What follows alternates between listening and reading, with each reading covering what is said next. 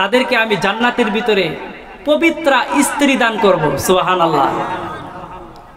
এমন পবিত্র স্ত্রী, আপনার এখন প্রত্যেক মাসে মহিলাদের একটা মাসিক অসুস্থ হয়, ঠিক না বেঠিক?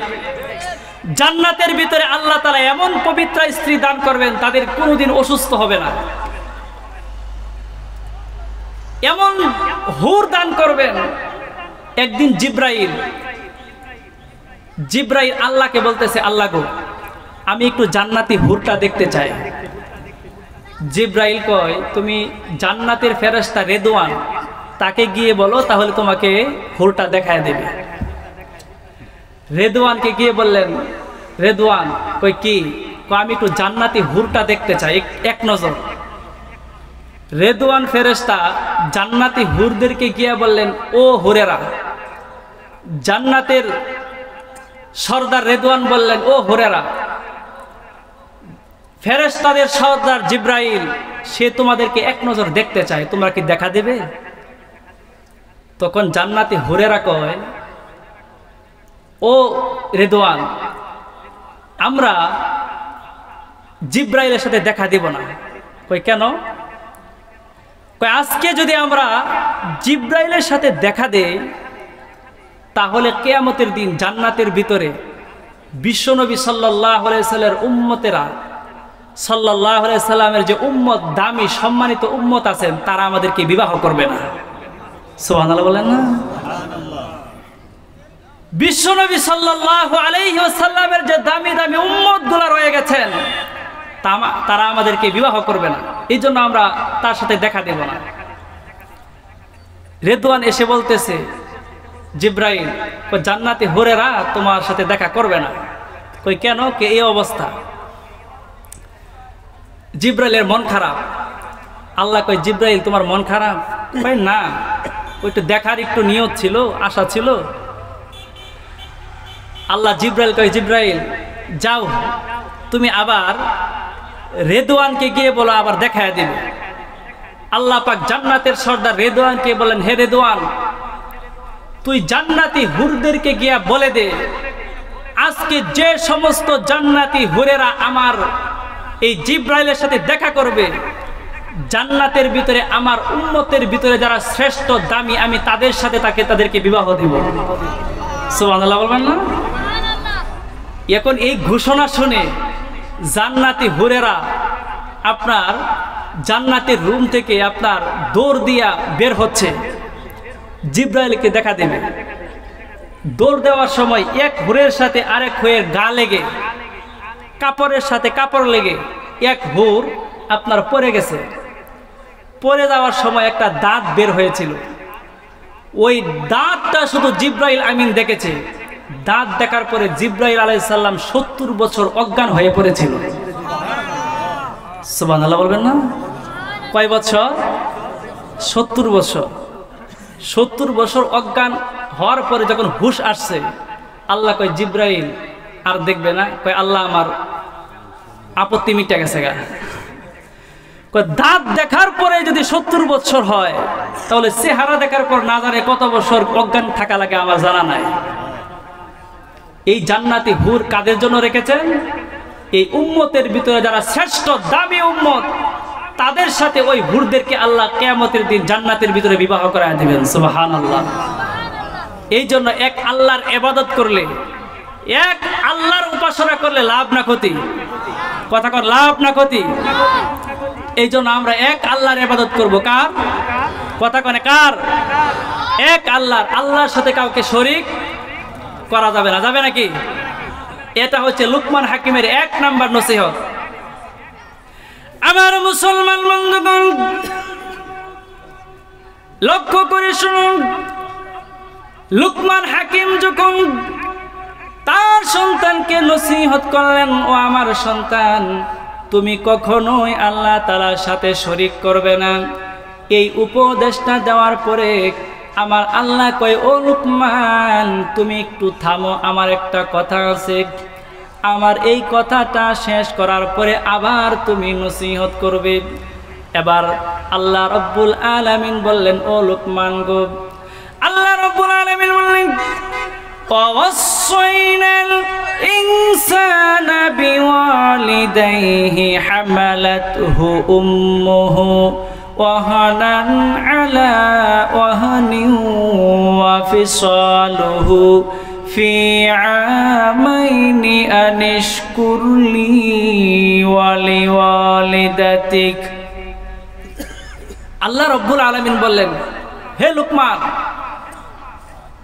তুমি যখন আমি আল্লাহর সাথে তোমার সন্তানকে পরিচয় করিয়ে দিলে, এখন আমি আল্লাহর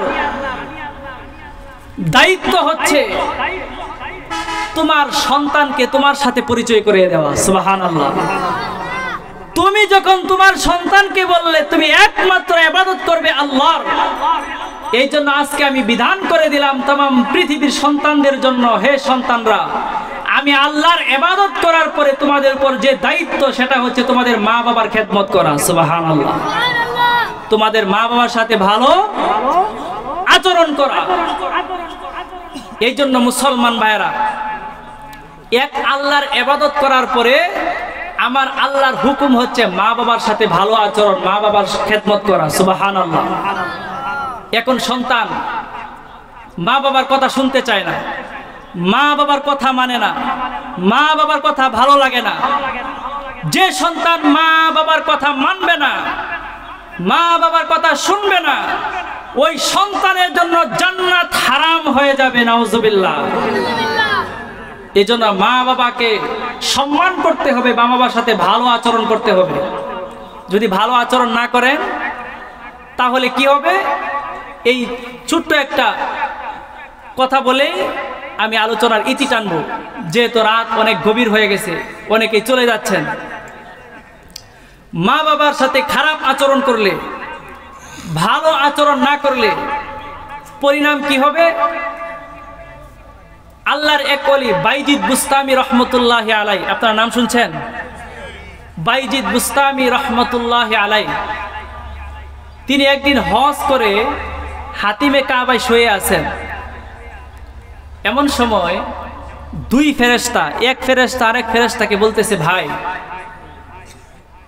এই বছর যত হাজী সাহেবরা হজ করেছেন সকলের হজকে আল্লাহ কবুল করেছেন, কিন্তু এক ব্যক্তির হজ আল্লাহর দরবারে কবুল হয় নাই।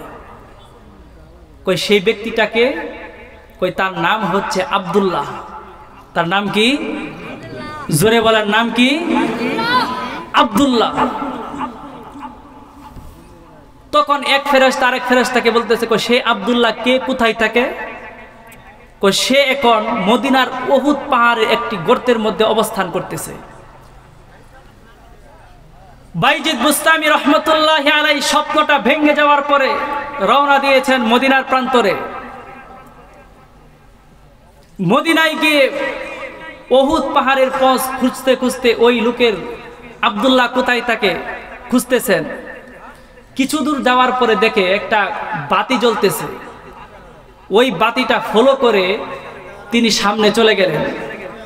যে গর্তের সম্মুখে চলে গেলেন, এমন সময় গর্তের ভিতর থেকে আব্দুল্লাহ সালাম দিয়ে বললেন, আসসালামু আলাইকুম ওয়া রাহমাতুল্লাহ। বাইজিদ, আপনি কেমন আছেন? বাইজিদ বুস্তামি কয়, এটা তো সাংঘাতিক বুজুর্গ, ইতিপূর্বে তার সাথে আমার কখনোই দেখা হয় নাই, আমার নাম জানলো কেমনে? কয় আব্দুল্লাহ, কয় কি? কয় তোমার কাছে আমি কেন এসেছি তুমি জানো? কয় জানি। আপনি এসেছেন আমার হজ আল্লাহর দরবারে কেন কবুল হয় না এটা জানার জন্য? কয় ঠিক। কয় তোমার হজ আল্লাহর দরবারে কেন কবুল হয় না? আমার মুসলমান বন্ধুগণ, গভীর মনোযোগ দিয়ে শুনুন। আব্দুল্লাহ ডাক দিয়ে বলতেছেন, ও বাইজিদ বুস্তামি, আপনি লক্ষ্য করে শুনুন, একদিনের একটা করুণ ঘটনা ঘটে গেছে। কই কি করুণ ঘটনা গো? কয়েকদিন আমি রাত্রি বেলায় আমি ঘরের মধ্যে শুয়ে আছি। ঘরের মধ্যে যখন শুয়ে আছি তখন হঠাৎ করে গভীর রজনীতে আমার মা চিৎকার করতেছে, কান্না করতেছে। মায়ের চিৎকার শুনে আমি মায়ের ঘরের মধ্যে চলে গেলাম।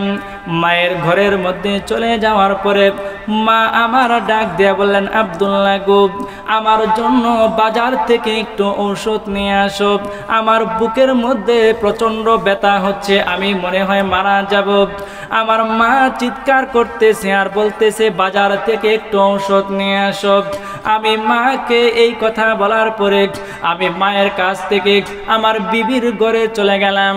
বিবির ঘরে গিয়ে বললাম, বিবি রে, ঘর থেকে কিছু টাকা দেও, আমার মায়ের জন্য আমি ঔষধ নিয়ে আসব। বিবি আমার বলল, ও স্বামী গো, তোমার মায়ের প্রতিদিন ব্যথা ওঠে, তোমার মা কি আর কিছুই কথা বলার আর কিছুই বাকি নাই? তোমার মায়ের প্রতিদিনই ব্যথা ওঠে, এই জ্বর হচ্ছে, বৃষ্টি হচ্ছে, তোমার ঔষধ আনতে হবে না। বিবি একটা জারি মারল। আব্দুল্লাহ ডাক দিয়ে বললেন, ও বাইজিদ বুস্তামি, আমার মা যখন কাতরাচ্ছে, চিৎকার করতেছে, আমার বিবি আমাকে টাকা দিল না, আমি বিবির কথায় কি করলাম, বাজারে আর গেলাম না, মায়ের জন্য ওষুধ নিয়ে আসলাম না। ফজরের আজান হওয়ার পরে আমি মসজিদে গিয়ে ফজরের নামাজ আদায় করলাম। ফজরের নামাজ আদায় করার পরে আমি মায়ের ঘরের দরজার সামনে চলে আসলাম। মাকে ডাকতেছি, মা গো, তুমি দরজাটা খোলো গো মা। মা মা বলে ডাকি, কিন্তু আমার মা তো আর দরজা খুলে না। মা আমার দরজা খুলে না। এক পর্যায়ে আমি কি করলাম, এক পর্যায়ে আমি মায়ের ঘরের দরজাটা লাথি দিয়া ভেঙে ফেললাম।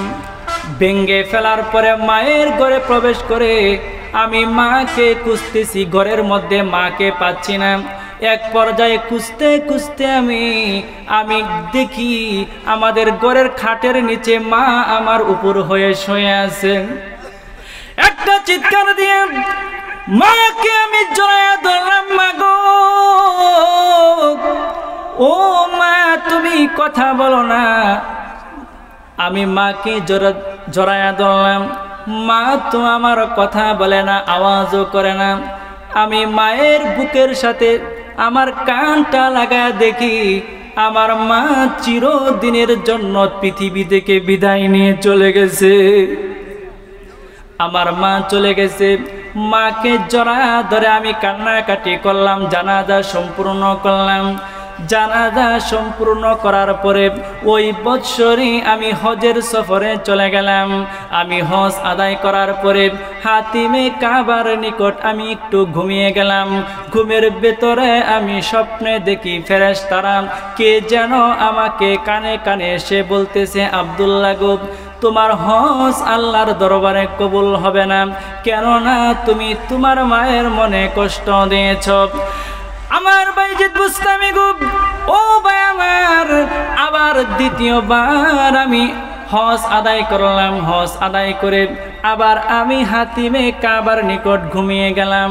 ঘুমিয়ে যাওয়ার পরে আবার কি যেন আমার কানে কানে সে বলে দেয়, আব্দুল্লাহ গো, তোমার হজ আল্লাহর দরবারে কবুল হবে না। কেন কবুল হবে না? কেননা তুমি তোমার মাকে কষ্ট দিয়েছ, তোমার মায়ের মনে আঘাত দিয়েছ। আব্দুল্লাহ গো, তুমি একবার না দুইবার না, তুমি যদি 70 বার হজ করো, তারপরেও তোমার হজ আল্লাহর দরবারে কবুল হবে না। তোমার হজ কবুল হবে না, কেননা তুমি তোমার মায়ের মনে কষ্ট দিয়েছ। তোমার মা যে আঘাত দুনিয়া থেকে পেয়ে গেছে, তোমার মা যন্ত্রণায় কাতরাচ্ছিল, কিন্তু তোমার মায়ের খোঁজ তুমি নেও নাই। তোমার মার জন্য একটু ঔষধ আনো নাই। আব্দুল্লাহ, তুমি একবার না 70,000 বারও যদি হজ করো, তোমার হজ আল্লাহ দরবারে কবুল হবে না। এই জন্য মুসলমান ভাই, লুকমান হাকিম যখন তার সন্তানকে 1 নাম্বার নসিহত দিলেন, আমার সন্তান, তুমি একমাত্র আল্লাহর ইবাদত করবে, আল্লাহর সাথে কাউকে শরীক করবে না। আমার আল্লাহ কয়, লুকমান তুমি থামো, আমার একটা কথা আছে। কি? তুমি যখন তোমার সন্তানকে আমার সাথে পরিচয় করিয়ে দিয়েছ, এখন আমায় আল্লাহর দায়িত্ব আর কর্তব্য হচ্ছে, আমি আল্লাহর হুকুম আদায় করার পরে তামাম পৃথিবীর মানুষের জন্য তাদের মা বাবার খেদমত করা ফরজ। সুবহানাল্লাহ বলবেন না? এই জন্য ভাইয়ারা, আমার যুবক ভাইয়ারা, যাদের মা বাবা আছে, আমরা মা বাবার খেদমত করে জান্নাত হাসিল করে নেব। আর যাদের মা বাবা নাই আমরা তাদের জন্য দোয়া করব, আল্লাহ পাক যেন জান্নাত নসিব করেন। সবাই বলে আমিন।